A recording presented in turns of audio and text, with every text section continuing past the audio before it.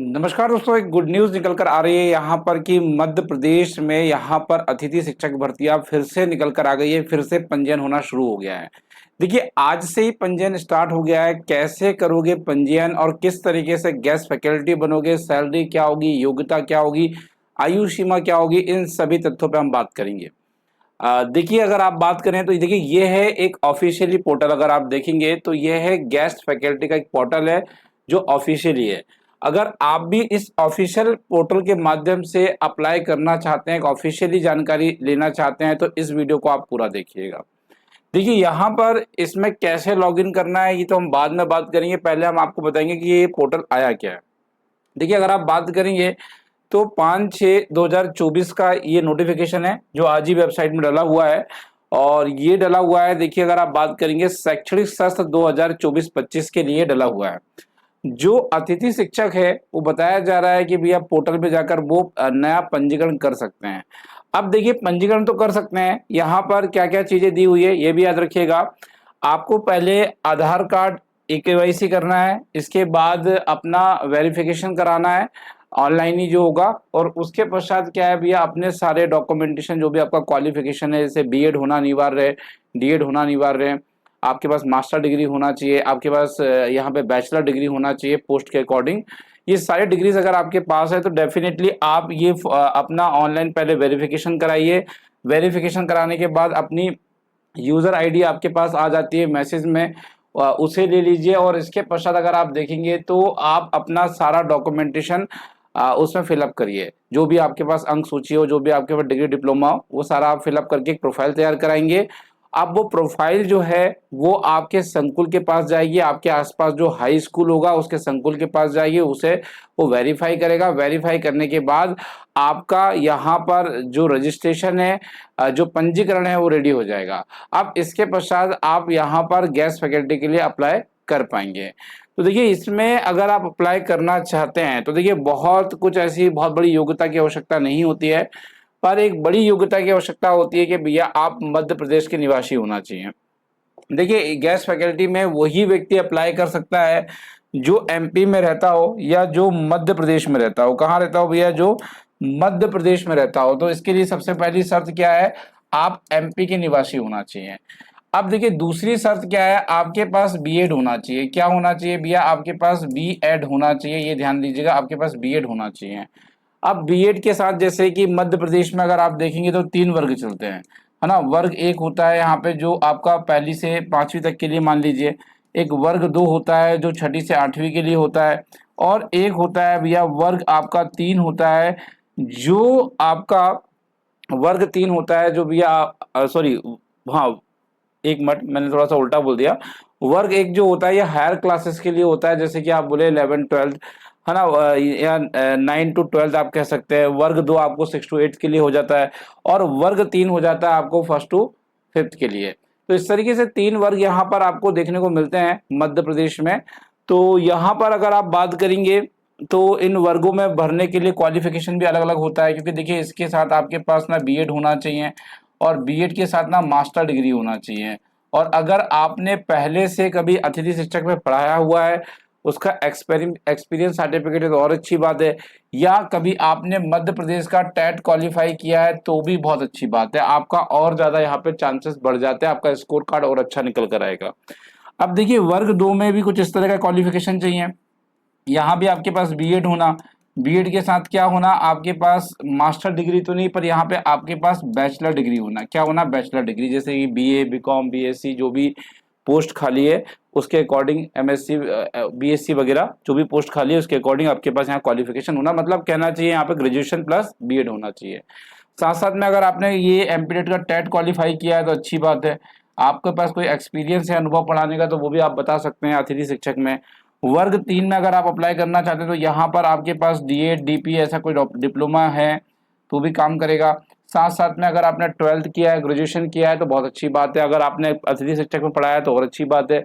आपके पास अनुभव प्रमाण पत्र है तो और अच्छी बात है।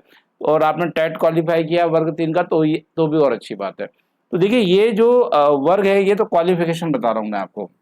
अब देखिए, क्वालिफिकेशन में क्या होता है, आपके पास इसमें एटलीस्ट 50% होना।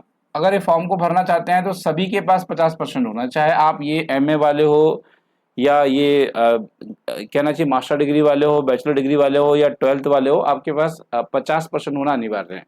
अगर आप 50% है तो डेफिनेटली आप अप्लाई कर सकते हैं। आयु की कोई सीमा यहाँ दिखाई देखने को नहीं मिल रही है। 60 साल 65 साल तक के भी व्यक्ति अगर कोई हो तो आप अप्लाई कर सकते हैं, कोई दिक्कत की बात नहीं है। तो आयु सीमा भी मैंने क्लियर कर दिया है। हालांकि वेतन आपका काफी ज्यादा बढ़ाया गया है। जैसे आप अगर वर्ग 2 की बात करेंगे तो अभी आपको 14,000 मिल रहे थे। कितने मिल रहे थे? 14,000 मिल रहे थे। और वर्ग 1 की बात करेंगे तो 18,000 मिल रहे थे। हालांकि इस चीज को भी बढ़ाने की बात हो रही है। देखिए ये अभी एक ऑथेंटिक नहीं है, पर 14-18 को बढ़ाने की बात हो रही है। हो सकता है कि 21-30 के आसपास ये पहुंच जाए, तो वो एक अलग बात हो जाती है। अभी तो ऐसा कोई न्यूज़ नहीं है, पर ये बढ़ाने की बात हुई है, ध्यान रखिएगा। तो ये अभी तो 14 मिल रहा था, अभी लास्ट वाले जो सेशन में थे उन्हें 14 मिल रहा था। अभी वाले सेशन की बात नहीं कर रहा हूँ, जो लास्ट अभी खत्म हुआ है ना 2023-24 वाले में जो रहे होंगे उनको यहाँ पर मिला है। अभी अगर आप बात करेंगे तो यहाँ पे 14,000 वर्ग 2 वाले को, 18,000 जो है वर्ग 1 वाले को मिला है। अब देखिए यहाँ पे ये सैलरी भी क्लियर हो गई, आपका क्वालिफिकेशन भी क्लियर हो गया, 50% की रिक्वायरमेंट मैंने आपको बता दिया है ना। यहाँ पे स्कोर कार्ड बनता है। अब जैसे कि आपने सपोज करो कि आपने अप्लाई किया है, आपने बीएससी से अप्लाई किया है, तो भैया बीएससी में आपका कितना नंबर था, ठीक है, उसके अकॉर्डिंग भी आपके परसेंटेज जोड़े जाएंगे। अब आपने क्या अतिथि शिक्षक में कभी पढ़ाया है तो उसके भी कुछ यहाँ पे आपके स्कोर कार्ड में इफेक्ट करेगा। आपके बीएड की डिग्री के है वो भी इफेक्ट करेगा। तो ये सारा जो मिला जुला कर एक स्कोर कार्ड बनेगा और उस स्कोर कार्ड के अकॉर्डिंग ही क्या होगा, आपका सिलेक्शन होगा। जिसका स्कोर कार्ड अच्छा होगा उसका सिलेक्शन पहले हो जाएगा, जिसका स्कोर कार्ड अच्छा नहीं होगा उसका बाद में हो सकता है या ना भी हो, ऐसा भी हो सकता है। तो ये स्कोर कार्ड भी बताएगा कि भी आपका सिलेक्शन होगा या नहीं होगा। तो ये भी चीजें स्पष्ट है आपको। तो देखिए गेस्ट फैकल्टी की जो वैकेंसीज निकली हुई है ये केवल मध्य प्रदेश के लोगों के लिए है।